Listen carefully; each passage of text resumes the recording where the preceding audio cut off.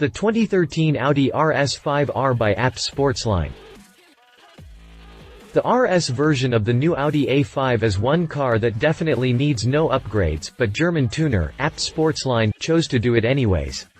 The tuner will unveil its RS5-R tuning kit, which will upgrade both the look and the engine output of the 5 rupees, at the 2013 Geneva Motor Show. For the exterior, ABT prepared an aerodynamic kit that includes a new front apron, front splitter, side skirts and rear wing, all made in carbon fiber. The car sits on a set of 20-inch alloy wheels combined with high-performance tires. For the interior, ABT combined the highest quality black and red Alcantara with carbon fiber insertions on the door panels. The bucket seats received racing stripes and for increased safety a stainless steel roll cage and 4-point seat belts.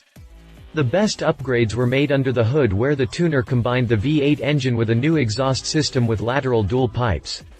As a result, the standard 450 horsepower output has been increased by 20 horsepower and the 0 to 60 mph sprint is now made in 4.6 seconds to 0.3 seconds quicker than standard version.